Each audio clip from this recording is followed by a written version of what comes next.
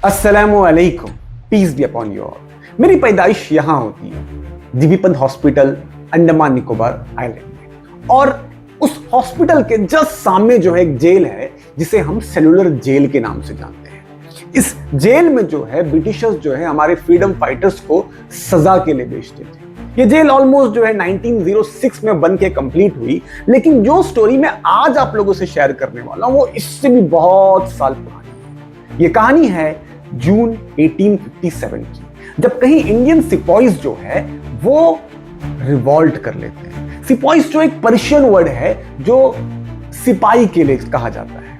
तो ये जो इंडियन सोल्जर्स है जो रिवॉल्ट करते हैं, जो ईस्ट इंडिया कंपनी के लिए काम कर रहे होते हैं, वो औरंगाबाद से जो है हैदराबाद आ जाते हैं। और इनको जो है लीड करने वाले होते हैं चीड़ा खान, और उनके साथ होता है शिवचरण, माधव दास, अनूप सिंह, कृष्णा दास, लाल खान, कादर खान, और ऐसे जो है 13 से 15 सिपाहीज होते हैं, सिपाही होते हैं। जब ये सोचकर हैदराबाद पहुंचते हैं कि उनको वहां सपोर्ट मिलेगी, लेकिन वहां उनको सपोर्ट नहीं मिलती है, क्योंकि नवाब होता है और वहां का जो मिनिस्टर होता है वो ब्रिटिश का लॉयल होता है। और अपनी लॉयल्टी को साबित करने के लिए ये इन सिपाहीज को जो है ब्रिटिशर्स के हवाले कर लेते हैं।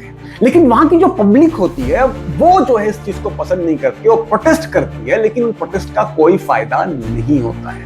और फिर दिन आता है 17 जुलाई 1857, जिस दिन जो है मौलवी अलाउद्दीन जो है वो मक्का मस्जिद के बाहर जो है लोगों को खिताब करते हैं और कहते हैं कि हमें जो है इन सिपाहीज को जो है आजाद करना होगा। उनके बातों को सुनकर ऑलमोस्ट 500 लोग जो है तैयार हो जाते हैं और वो जो है ब्रिटिश प्रेसिडेंसी की तरफ निकल जाते हैं। शाम का जो है 6 या 6:30 बजे का वक्त होता है, और ये जो लोग होते हैं वो 2 घरों में अपना पोजीशन को ले लेते हैं। जो पहला घर होता है वो आबान साहिब का होता है, और जो दूसरा घर होता है वो जय गोपाल दास का होता है।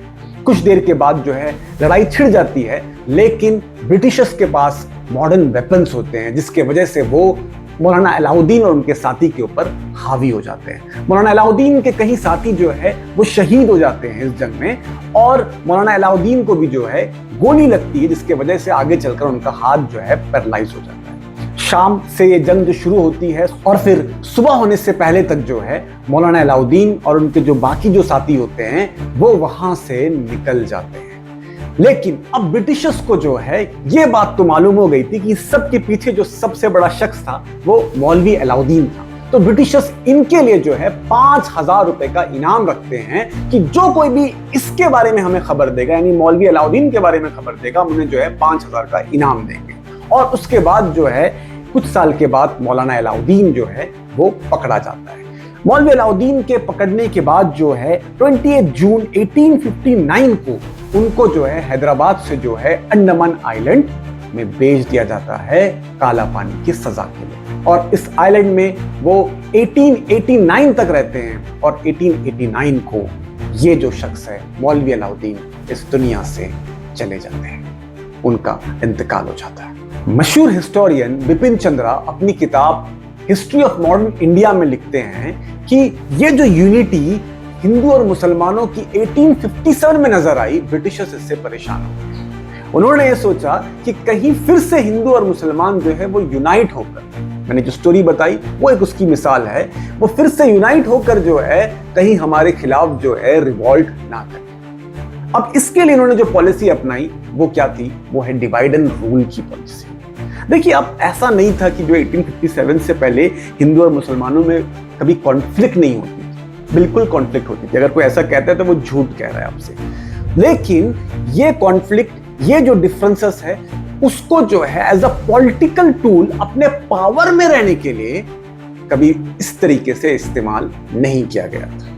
लेकिन अफसोस की बात है कि आज हमें आजादी मिले हुए कई साल हो गए हैं, लेकिन आज भी जो है डिवाइड एंड रूल की पॉलिसी को हमारे मुल्क में इस्तेमाल किया जा रहा है। अच्छा, मैं किसी एक पार्टी की बात नहीं कर रहा हूं, ये ऑलमोस्ट सारे पार्टी करते हैं। कोई मेजॉरिटी अपीसमेंट के नाम में करता है, कोई माइनॉरिटी को अपीस करने के लिए करता है, और कोई जो है अपने कास्ट को अपीस करने के लिए करता है। और इनमें सबसे ज्यादा प्रॉब्लमेटिक वो अपीसमेंट पॉलिटिक्स होती है जो लोगों के बीच में नफरत और हेट फैलाती है।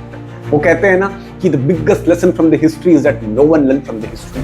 कि तारीख का जो है सबसे बड़ा लेसन ये है, उसका सबक ये है कि उससे कोई जो है सबक हासिल नहीं करता है। और जब तक हम जो है डेवलपमेंट के बेसिस में, एजुकेशन के बेसिस में, हम जो है एम्प्लॉयमेंट के बेसिस में, करप्शन फ्री इंडिया के बेसिस में, ये बेसिस पे जो है हम अपने लीडर्स को नहीं चुनेंगे, तब तक जो है मेरा मुल्क, मेरा देश जो है ना वो विश्व गुरु बन सकता है। और तब तक जो है जो ये फ्रीडम फाइटर्स थे, जिन्होंने अपनी जिंदगी लगा दी इस फ्रीडम के लिए, हमारे देश, हमारे मुल्क के फ्रीडम के लिए, ना उनका ख्वाब पूरा हो सकता है।